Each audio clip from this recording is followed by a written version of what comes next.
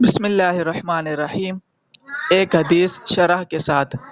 وعن واثلة بن الاسقع قال سمعت رسول اللہ صلی اللہ علیہ وسلم یقول ان اللہ اصطفى کنانة من ولد اسماعیل واصطفى قریشا من کنانة واصطفى من قریش بنی ہاشم واصطفانی من بنی ہاشم رواہ مسلم وفی روایت للترمذی ان اللہ اصطفى من ولد ابراہیم اسماعیل واصطفى من ولد اسماعیل بنی کنانۃ۔ حدیث پاک کا ترجمہ۔ روایت حضرت واصلہ بن اسقع سے فرماتے ہیں، میں نے رسول اللہ صلی اللہ علیہ وسلم کو فرماتے سنا کہ اللہ پاک نے اولاد اسماعیل علیہ السلام میں سے کنانہ کو چنا اور کنانہ میں سے قریش کو منتخب کیا اور قریش میں سے بنی ہاشم کو چنا اور مجھ کو بنی ہاشم میں سے چنا۔ اور ترمذی کی روایت میں ہے کہ اللہ پاک نے اولاد ابراہیم علیہ السلام سے جناب اسماعیل علیہ السلام کو چن لیا اور اولاد اسماعیل علیہ السلام میں سے بنی کنانہ کو چن لیا۔ حدیث پاک کی شرح۔ لغت میں قریش سمندر کی وہ بڑی اور طاقتور مچھلی ہے جو دوسری مچھلیوں کو کھائے اور اسے کوئی نہ کھا سکے۔ پھر اس کے معنی ہو گئے غالب، جو کسی سے مغلوب نہ ہو۔ پھر قریش نام ہو گیا نضر ابن کنانہ کی اولاد کا کہ یہ جماعت ہمیشہ سب پر غالب رہی اور تا قیامت سب سے اشرف رہے گی، کیوں نہ رہے کہ حضور صلی اللہ علیہ وسلم قریشی ہیں۔ کنانہ کے چند بیٹے تھے، ان میں سے ایک نضر ابن کنانہ تھے۔ نضر کی اولاد قریش ہے۔ کنانہ کے دوسرے بیٹوں کی اولاد کنانی تو ہے مگر قریش نہیں، قریشی سب سے افضل ہیں۔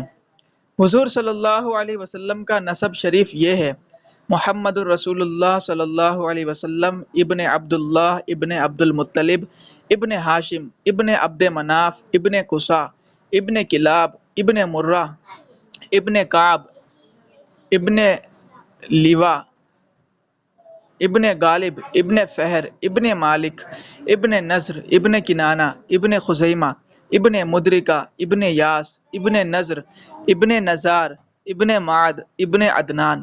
آگے اختلاف ہے۔ ہاشم حضور کے چوتھے دادا ہیں، ان کی اولاد کو بنی ہاشم کہتے ہیں۔ یہ سارے قریش میں افضل ہیں۔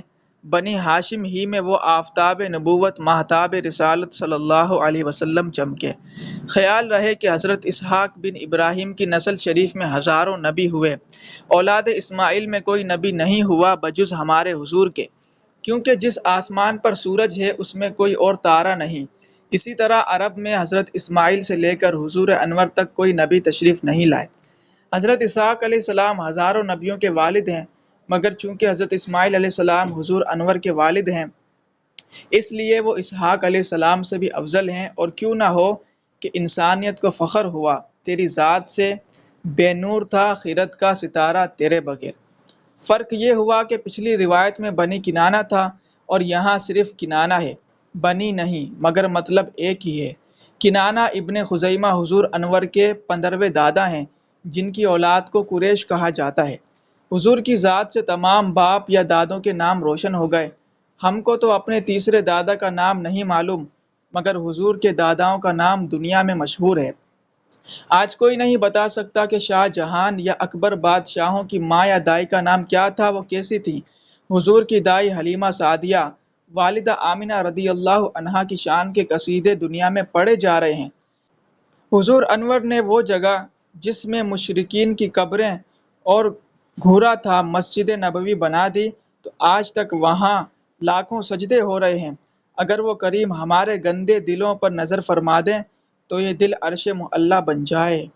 گر سر میں رہے سودا ان کا سر گنبد خضرا ہو جائے، گر دل میں کھنچے نقشہ ان کا دل عرش معلی ہو جائے۔ گلشن میں نے دیکھا ہے پھولوں میں خار بھی رہتے ہیں، اے شاہ عرب مجھ بد کا بھی طیبہ میں گزارا ہو جائے۔ صلو علی الحبیب صلی اللہ علی محمد صلی اللہ علیہ وسلم۔ کتاب مرآت المناجی شرح مشکوٰۃ المصابیح، 8ویں جلد اور حدیث نمبر 5740۔